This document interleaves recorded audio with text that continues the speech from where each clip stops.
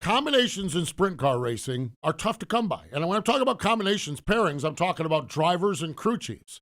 But yet you see it when you see Carl Kinzer and Steve Kinzer, when you see Donnie Schatz and Ricky Warner, okay?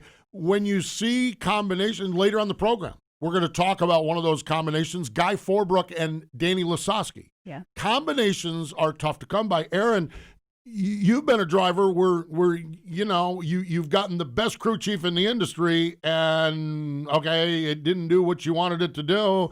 It's the combinations, driver crew chief combination in the sport is just it's voodoo magic or something. It really is. And I mean, my driving career was short, but I can tell you that having a crew chief that truly believes in you is a huge factor. Having a crew chief that understands your feedback, and a crew chief that also sets the car up to your driving style. Yeah. Like there's a whole list of things that you need to work together on. And if one of you doesn't believe in the other, or one of you doesn't have confidence, or the car's not there's so many factors that can affect it in a negative way. And there's so many factors that have to be right for it to be positive. It's really interesting. And like you said, I worked with Guy Forbrook for half a season, and he's like a buddy of mine. We still keep in touch to this day, but it didn't work with him and I as a crew chief. He had all these drivers like Sammy and people that just got in and just drove the wheels off whatever he had. And my driving style wasn't like that. I liked the car to be a little freer. I needed to feel it better, and for whatever reason, it just didn't work. So it's if we all had the answers, there'd be a million great combinations of crew chiefs. But to find that special person during your career is a game changer. It really is. When you look at that, when you look at that, and look at Lance and Davey and Donnie Kreitz and that combination, and it's just good.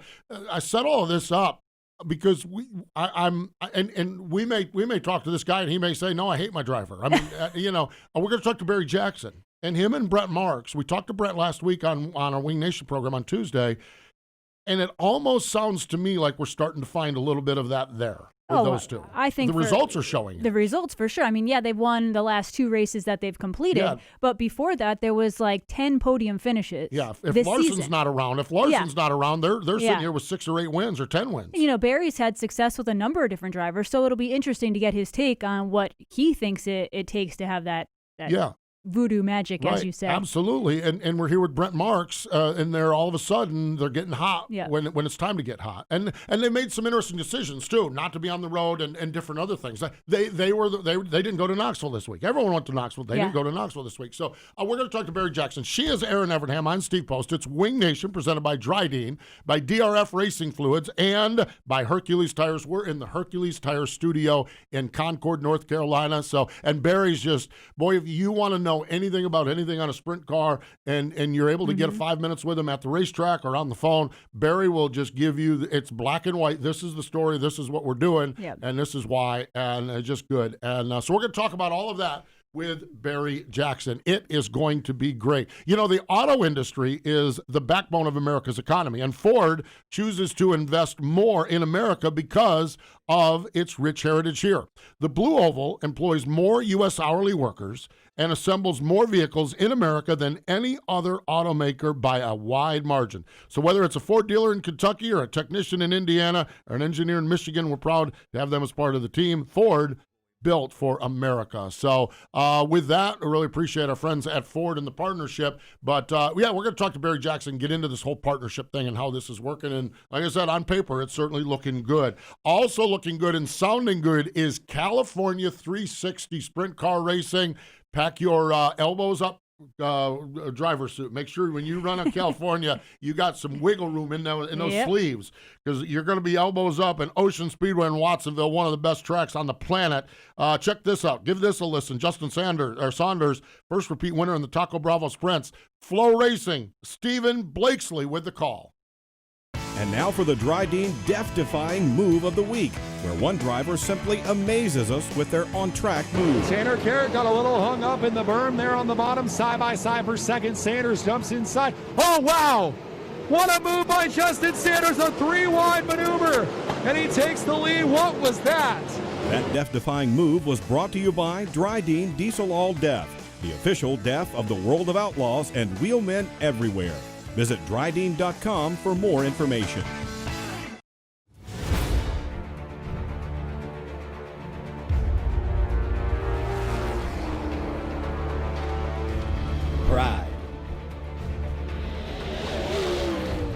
Passion.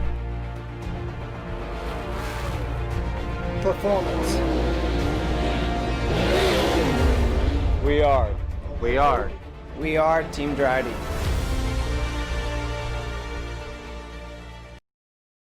Power isn't born, it's built over time. For over 65 years, Hercules Tires has been providing the muscle to move more drivers. Whatever the vehicle, whatever the terrain, and we back it with a powerful protection plan. So wherever the road or the trail takes you, we have the selection, value, and strength to get you there.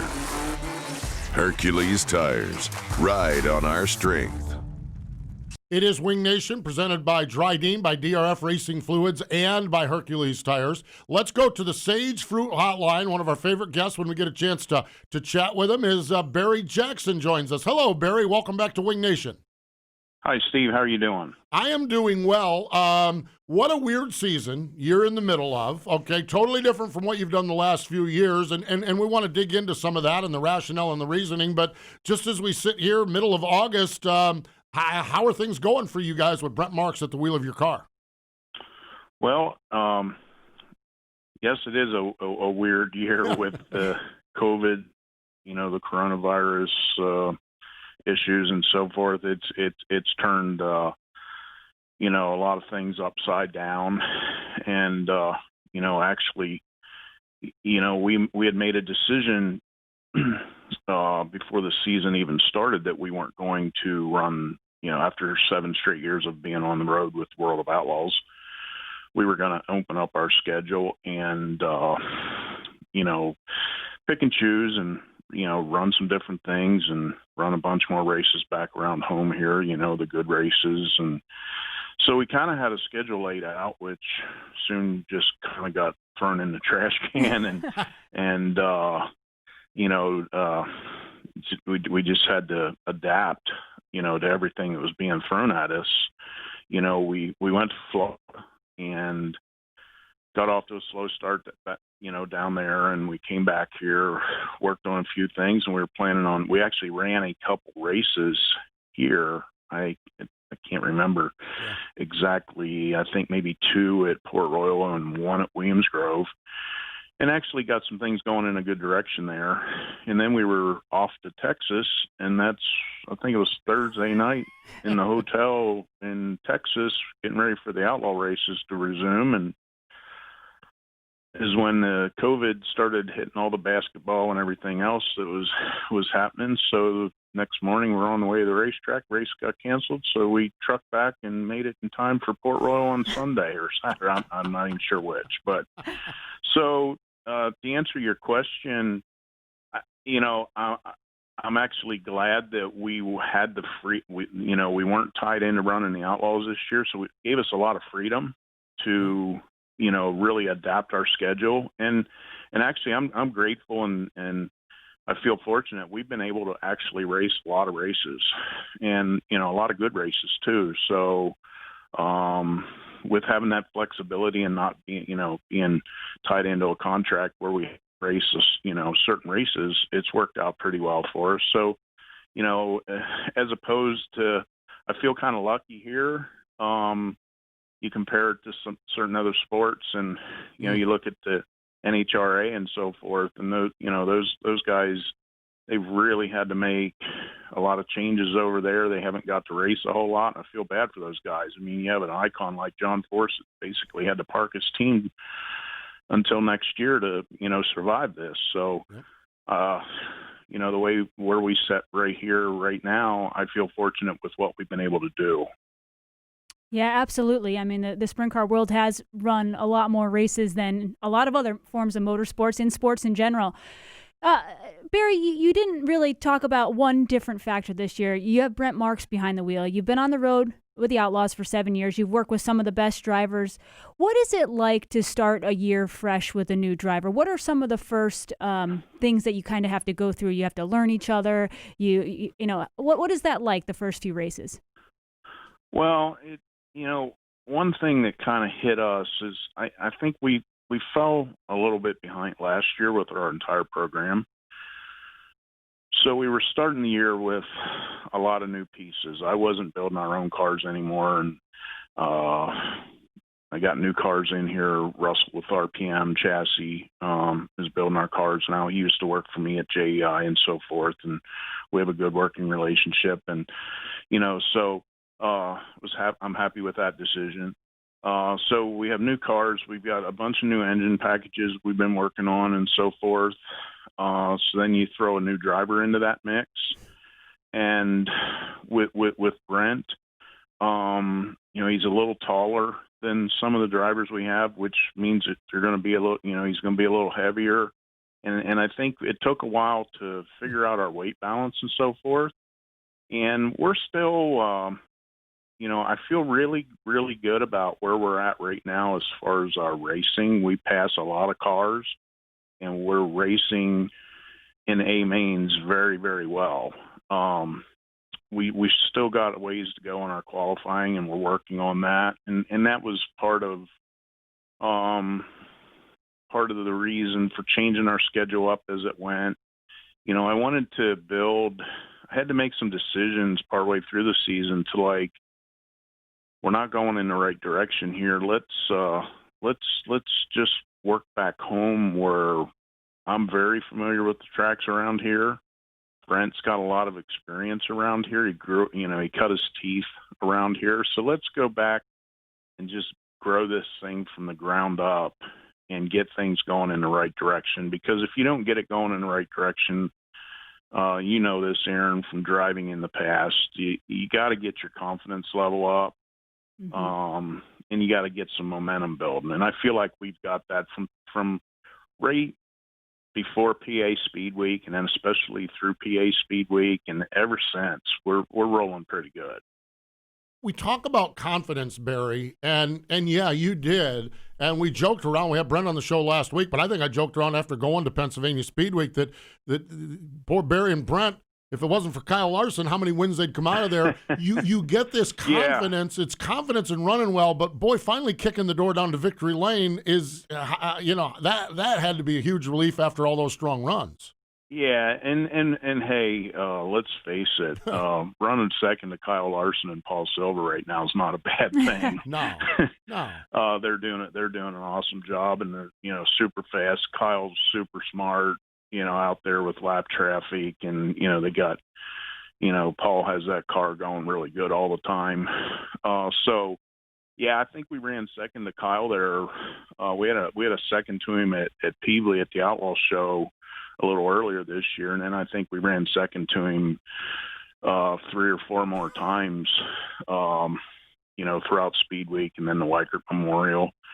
And so, through that whole thing, the confidence was building, and you could see we were kind of getting all in the right direction. And, I think we had 7 seconds before we actually, in 5/3, before we actually won a race. But it's just a matter of building that confidence. Kind of sometimes once you just start clicking things off, then it just happens. But you got to knock on that door before, the more you knock on the door, the more, you'll get it beat down sooner or later. And since that, we've won 2 in a row. So, feel good about, where we are, where we're heading. Yeah, you're on a great roll. Barry, you talked about going back to Pennsylvania and kind of building the team back up. You said you're comfortable with the tracks, and Brent cut his teeth there. But how nice is it to be within driving distance of your home and to have more time in your shop? Does that make a big difference?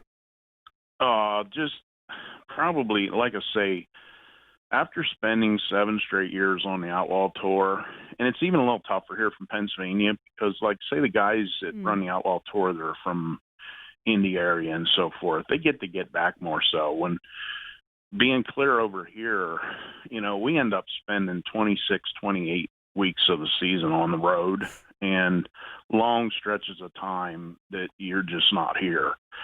So from every aspect, yes. And then also, just as it relates to the racing, being able to come back to the shop, and because we can, we do build a lot of our components and so forth, and you can make tweaks on this and that. So, and then you're going back to the same places, so you can really take and make some changes and do it methodically where you can, you're just not taking guesses at it. And, the tire stuff has changed some over the last couple of years, and you get going in some wrong directions and so forth. And it was just a good way to figure it all out, and it works out. And as far as being home, it's kind of, and especially this year with the COVID stuff, I know a couple times we did travel right after it we got back going again. I wasn't real comfortable being out there in hotels, and the restaurant situation's not very simple. So it's nice to be at home and be around your family and, be in your own house and cook your own food, and a lot of good things about it. No doubt. There really is. There really is. But hotel parking lots. And late night in hotel parking lots. You got to miss that, don't you, Barry? I miss some of that. Yeah. There's certain things that I miss about that. I hated to not be at Knoxville this year because we've always had a good car at Knoxville.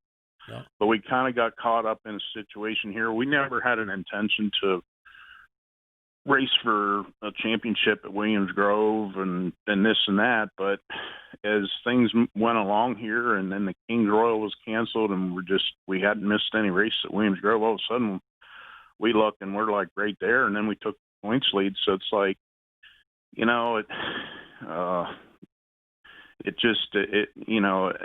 not a championship that I've ever been able to chase because of running all over the country and so forth. As long as I've been doing this, I haven't been able to, get a Williams Grove deal. So we're in the battle, we're in the battle for that. It won't be easy. You got some quality teams and drivers like Danny Dietrich and Little Freddie, and it'll be tough.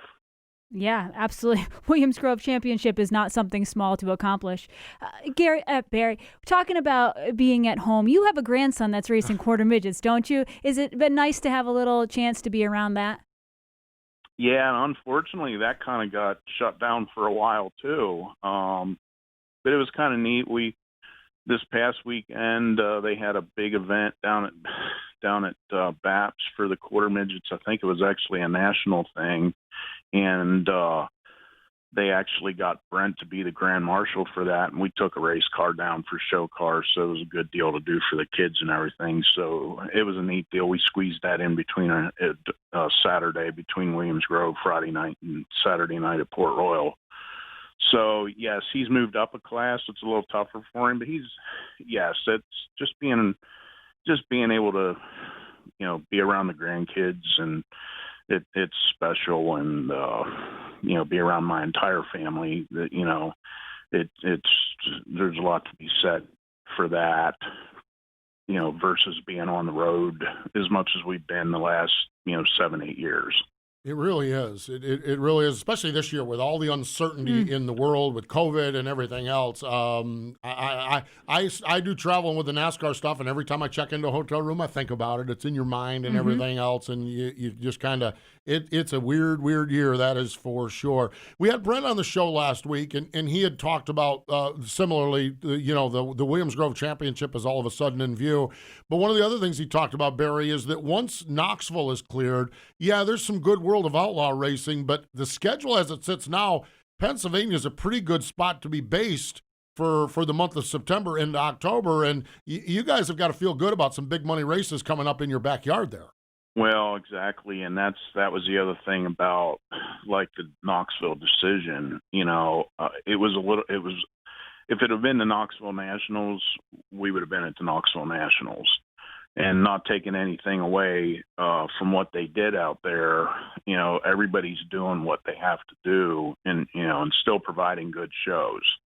But because the capacity had to be limited and so forth out there, they couldn't run the normal Knoxville Nationals. So I'm like, well, if there's a year to miss based on everything we got going here, and we have some gigantic races coming up in here, the Tuscarora 50, that's a big one, and the Williams Grove National Open, and then a 2-day outlaw show at Port Royal after the National Open, as well as the Dirt Classic at Lincoln and the Gymnase race up at Selinsgrove. There's a lot of high-paying races coming up in here, and I felt it was just best to keep our momentum, stay, because I'm sure we'll have Kyle rolling back in here.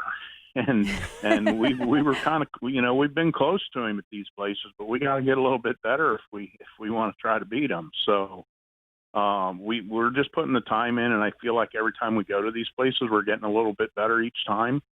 And dirt tracks are, they're not predictable, and they always throw you a curveball and so forth. But we're gaining on it and getting rolling pretty good at these places. So we get our qualifying stepped up here a little bit and get in good position at those races. I like our chances.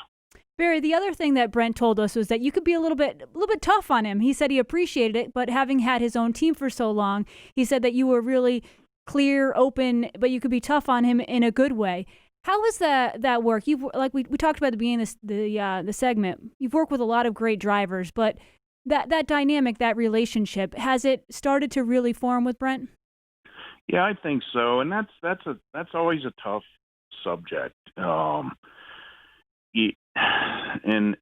different people deal with it better than others and so forth. And it's not like it's a screaming match. There's been none of those. But sometimes you just have to be I relate it to being a hardcore football coach. Mm-hmm. It's not going to sink in if you just have to sometimes be tough. If you're a real competitive person, you'll understand.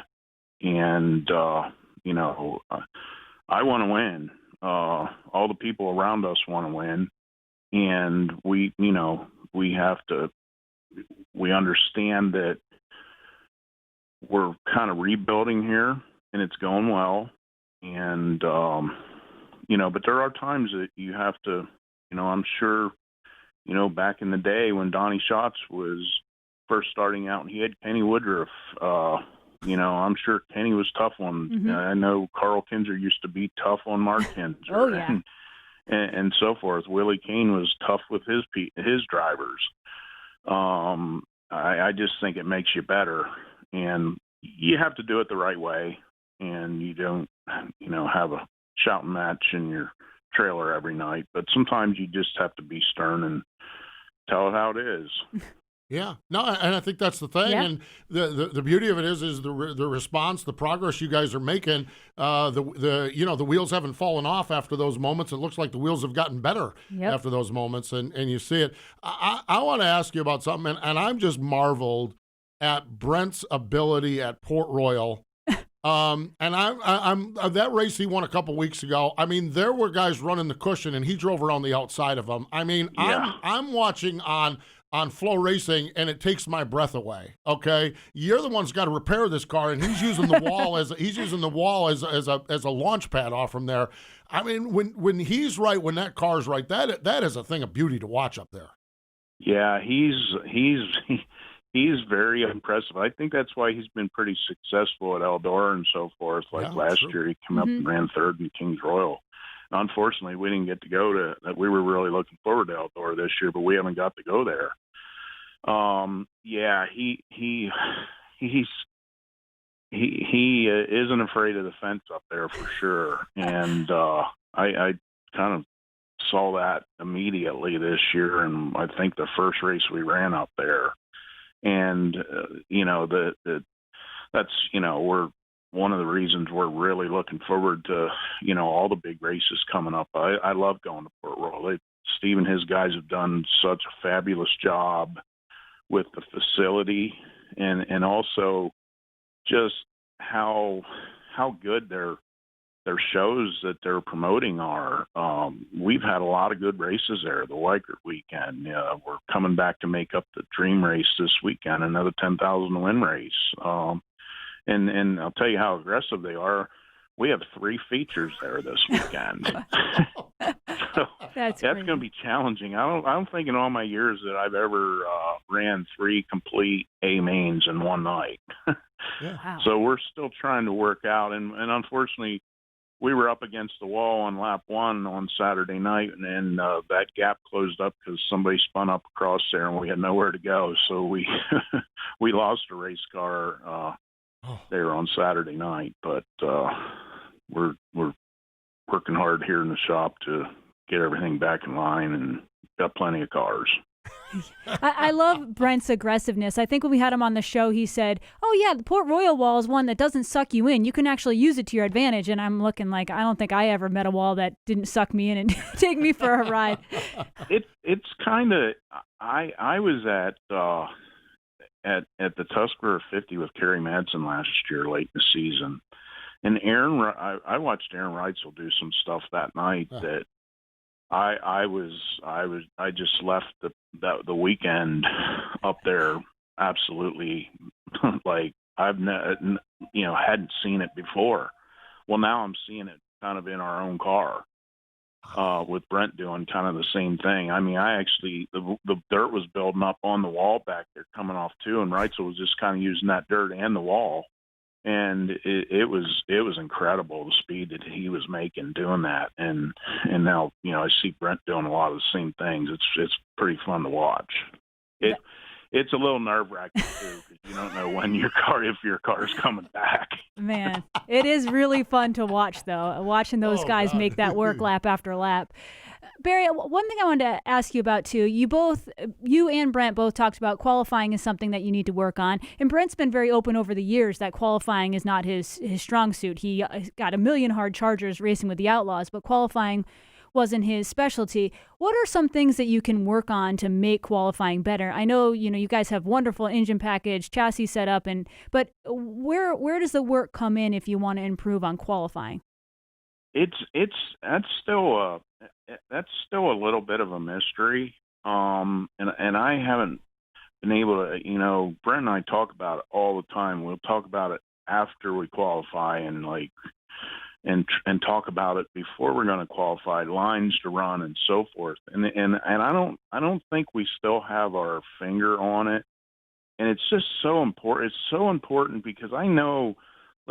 A lot of these places, Brent can run with anybody at any time, but in the outlaw races, you have to qualify good. You have to be in the dash, and even sometimes then you have to get a good dash draw because everybody's so equal up there that's what separates it. So like a couple weeks ago, when the Outlaws were in here, we qualified bad at Lincoln. We start 24th. Well, we roll right up to 9th, and we're challenging all the really good guys at the end of the race, but you can't start 24th. Mm-hmm. And it was the same at Williams Grove. We started 17th and ran 6th. And that's just due to bad qualifying. And it's not something I'm just totally, we're not pointing our finger at him. We need to work on it together as just grow things. We have to work on it together. One of the things is hurting us a little bit. Brent's about 6'2", and he's not a heavy guy, but when you're 6'2", you're going to weigh more. And our cars have always been with, the little 150-pounders that I've had. They've always been pretty close to being, at the weight limit. So now we're seeing our car roll across the scales 75, 80 pounds heavier. Well, as close as everybody is in qualifying anymore, that weight makes a difference at that point in the night. I actually think the weight can help you later in the night when it starts to get slick and so forth. So I know that's something that we're going to work on. One thing that's going to help, the Outlaws are raising the weight limit 25 pounds next year. So we get there, and we're just going to make a deal with Brent. We're going to go pound for pound. We're going to have a battle here. For every pound he takes, we'll find a pound on the race car. So we've talked to him. We joked to him about that. And like I say, it's not like he's overweight, but because he is taller than what I even realized. And that was some of our problem in the beginning with it. Just there was more rear percentage weight in these race cars and so forth. And we've just, made adjustments and so forth. But we have to try to get our weights down a little bit and, trim on our cars a little bit more. You can only go so far with that because we already got pretty light stuff. And, I don't want to do anything to sacrifice durability, too. We need to be able to wrap the right rear off that wall at Port Royal and still survive. Oh my gosh, that's a little 2 for 1. Brent, you lose one, we'll lose one for you. A little 2 for 1 special. But I feel like we can probably go about. I think if he works hard on conditioning and so forth, he can probably get 20 pounds. We could probably get 20 pounds. So you add that 40 on to 25. That now we're getting right in the ballpark. So that's just a goal that we're going to shoot for here for next year. It's fascinating to hear you talk about that. We had David Gravel on earlier, and he had to race Logan Schuchart 17 laps before he could pass him. That's how tough things are at Knoxville, which they're both really, really good there. But you talk about running from 24th to 9th or 17th to 6th. When you get up there, when it takes David Gravel 17 laps to pass a guy at Knoxville, that's how tough competition is. You can't start behind all these guys. So yeah, exactly. It just, we've ran a lot of different formats, which is kind of neat. Yeah. Running the different formats and so forth. And so, it's a little easier to pass cars around here in some of those formats, the way things are lined up.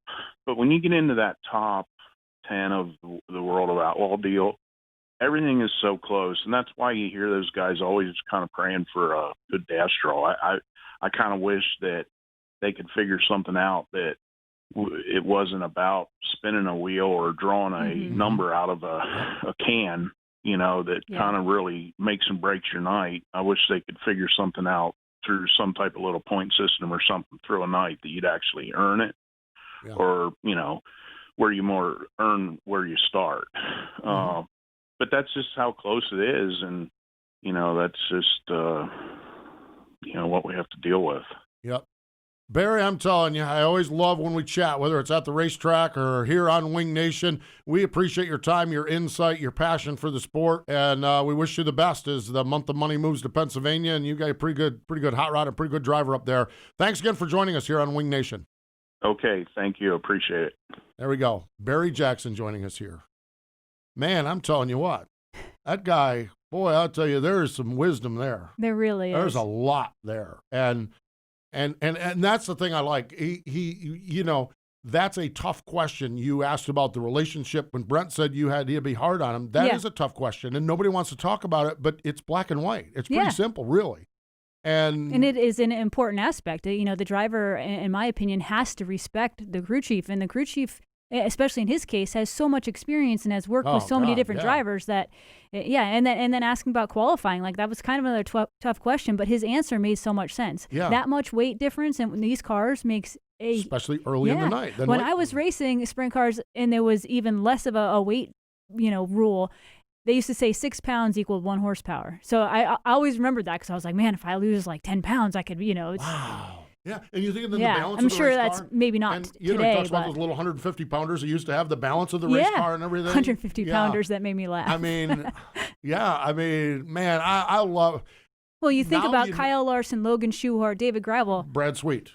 They're not very tall. No. You look at how much weight Donnie Schatz has taken off. Yes. You think about what Donnie Schatz was 10 years ago, what Donnie Schatz is now. You think about all of that. You're right. Exactly. Interesting. Poor old Danny Dietrich and Dominic Selzy. They've got to get away from those pizza parties and the taco challenges. Oh, hey, man. they aren't running too bad for all that. No, they're doing pretty good also. Hey, here's the other thing. I've walked into that truck, okay? I walk into Barry's truck, and you want to talk about it's disgustingly organized. No, I mean, Barry is buttoned up. Oh, yeah. He is buttoned up with everything.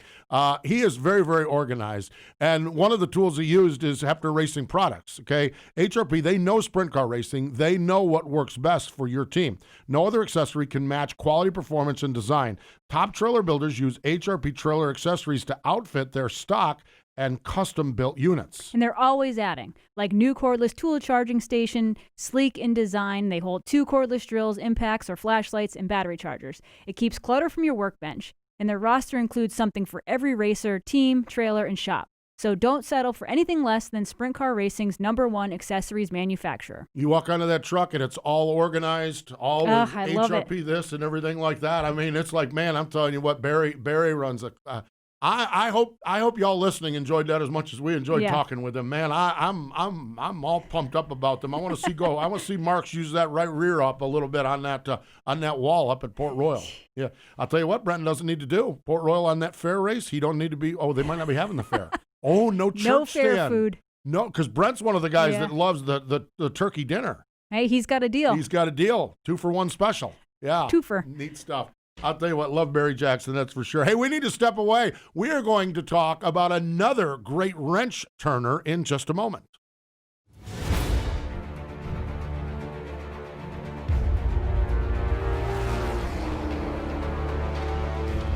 Pride. Passion. Performance. We are. We are. We are Team Drydean.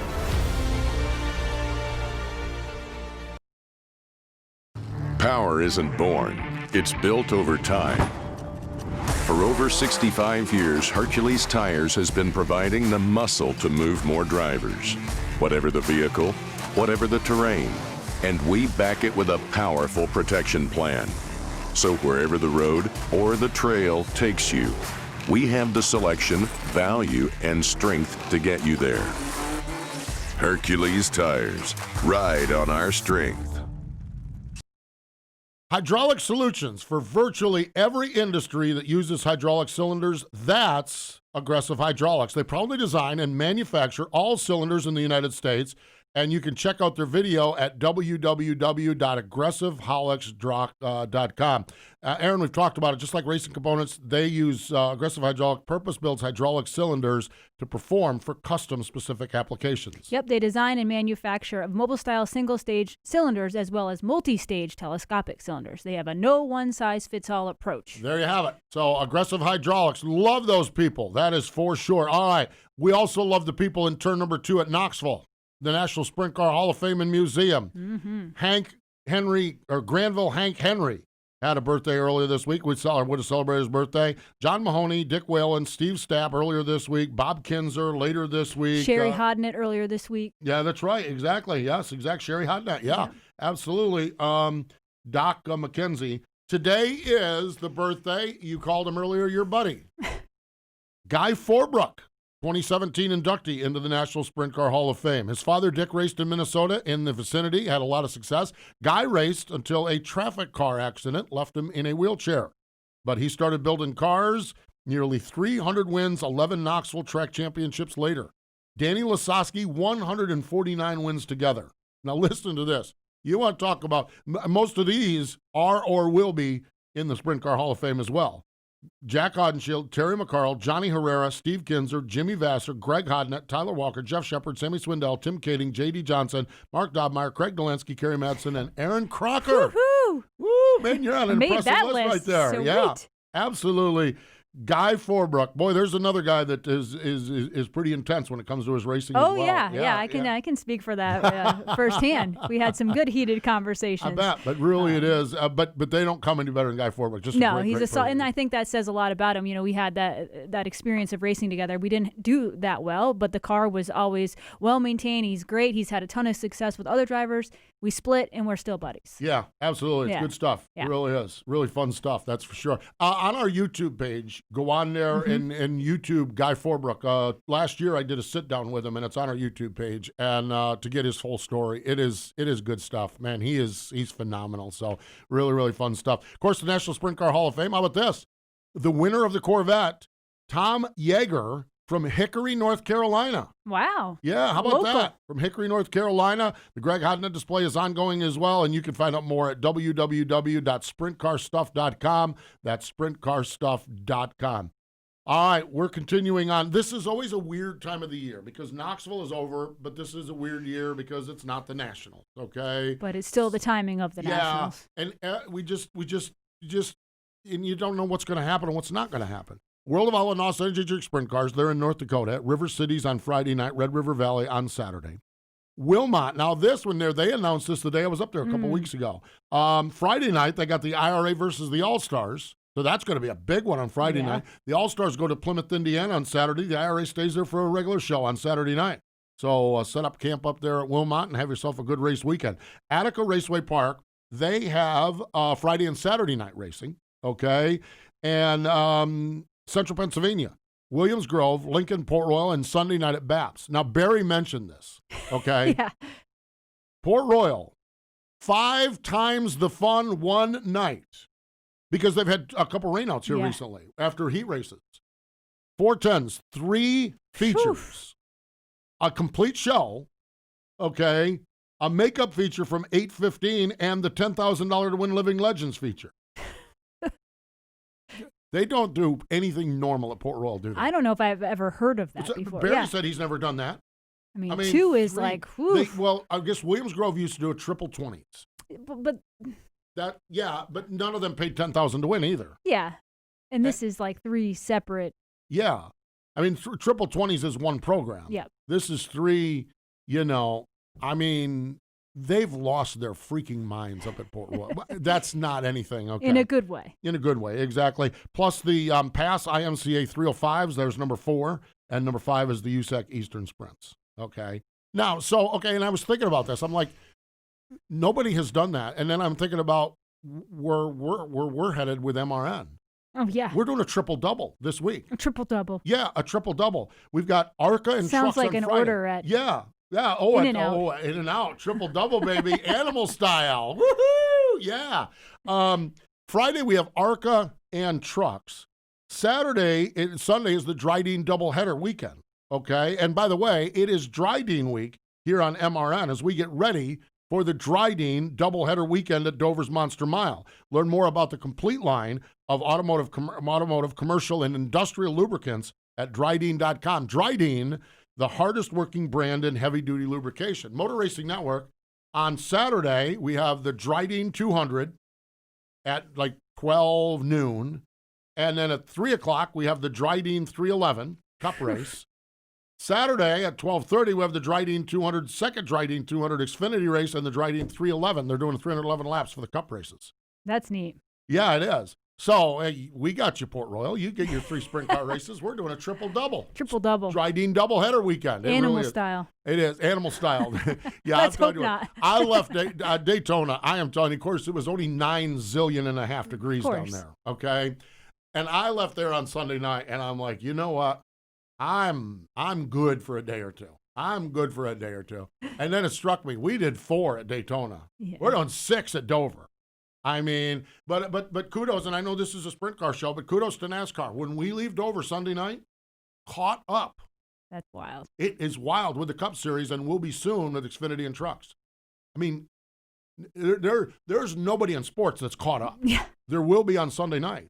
NASCAR will be caught up. Everyone else has shrunk their seasons and gone to bubbles and everything else. NASCAR is going to be caught up. So a tip of the cap to everyone that's pulled that off. I'm telling you, there's been times where it's like, what in the wide world of sports are we doing here? But when we leave Dover on Sunday night after the Drydean doubleheader weekend, we go to Daytona for the last race of the regular season, which was scheduled, and then right into the playoffs, like nothing ever happened, except for we're all exhausted. Oh, my God. Good stuff. So, hey, fun. Boy, what a fun week. We've had a good time. Really has been fun. That is for sure. Wing Nation apparel is available at www.wingnation.com. Wingnation.com will be available at this weekend at Wilmot and at Plymouth, Indiana on the All-Star Circuit of Champions trailer. Mention the YouTube page with Guy Forbrook. That is one of many, many interviews on our YouTube page. All kinds of great stuff there, Twitter and Facebook. And how about this? Coming up this weekend, the North Pole Nightmare, Bill Baylog on our TV show tonight on Rev TV in Canada, and on Saturday morning on MAV TV, the North Pole Nightmare. Oh, man. Love that nickname. Love some Bill Baylog, that is for sure. Graduate of North Pole High. How about that? Oh, yeah. Good guy.